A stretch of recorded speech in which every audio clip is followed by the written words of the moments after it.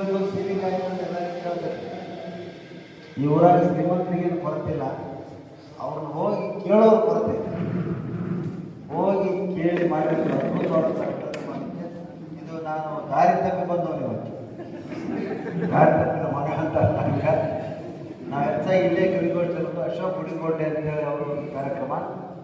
ನಾನು ಇಲ್ಲಿ ವಿದ್ಯಾನಗರದಲ್ಲಿ ಒಂದು ಕಾರ್ಯಕ್ರಮ ಮುಗಿಸ್ಕೊಂಡು ನಾನು ಇಲ್ಲಿಗೆ ಡ್ರಾಪ್ ಮಾಡಿದೆ ಅಂತ ಹೇಳಿ ಬಂದ್ರೆ ನಾನು ಇಲ್ಲಿ ಏನಪ್ಪ ಅಂತ ಒಳಗೆ ನೋಡ್ತೀನಿ, ಬರೀ ಎಲೆಕ್ಟ್ರಿಕ್ ಕಂಬಗಳ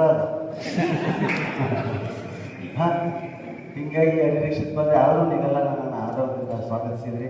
ನಿಮ್ದು ಏನು ಕಾರ್ಯಕ್ರಮ ಅಂತ ನನಗೆ ಗೊತ್ತಿಲ್ಲ. ವಿದ್ಯುತ್ ಸುರಕ್ಷತೆ ಜಾಗೃತಿ ತರಬೇತಿ ಕಾರ್ಯಾಗಾರ ಅಂತ ಹಾಗೂ ಲೈನ್ ಮ್ಯಾನ್ಗಳ ದಿನಾಚರಣೆ ಬಹಳ ಸಂತೋಷ ಆಯಿತು. ಯಾಕಂದರೆ ವಿದ್ಯುತ್ ಶಕ್ತಿಯಲ್ಲಿ ಹೋರಾಡೋ ಲೈನ್ ಮ್ಯಾನ್ಗಳು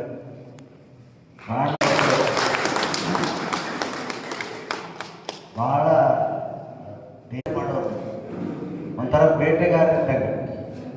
ಹುಲಿ ಐತಲ್ಲಿ ಅಂತ ಗೊತ್ತಿದ್ದು ಹೋಗಿ ಅದನ್ನೇನು ಹೊಡಿತೀರಲ್ಲ, ಅದು ನಿಜಕ್ಕೂ ನಿಮ್ಮನ್ನು ಬೇಟೆಗಾರ ಅಂತ ಕರೆದು ಏನು ಆಶ್ಚರ್ಯ ಇಲ್ಲ. ಭಗವಂತ ನಿಮ್ಮ ಜೀವನದಲ್ಲಿ ನಿಮಗೆಲ್ಲರಿಗೂ ಆರೋಗ್ಯ ಭಾಗ್ಯ ಸಂಪತ್ತನ್ನು ಕೊಡಲಿ. ಅಂಥ ಒಂದು ಸಿಸ್ಟಮ್ ಈ ದೇಶಕ್ಕೆ ಬಂದರೆ ಇನ್ನಷ್ಟು ನಮ್ಮ ಜನರ ಜೀವ ಪ್ರಾಣ ಶಕ್ತಿ ಇವೆಲ್ಲ ಉಳಿತಾರೆ. ಅಂಥ ಕಾಲ ಬರಲಿ ಅಂತ ಹಾರೈಸ್ತೇನೆ. ಜೈ ಜೈ ಕರ್ನಾಟಕ. ಅಪ್ಪಿ ತಪ್ಪಿ ಬಂದದಕ್ಕೆ ಕ್ಷಮೆ.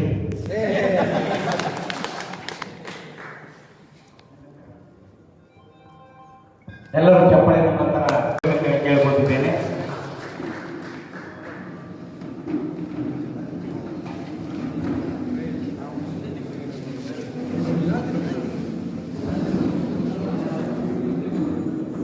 ಈಗ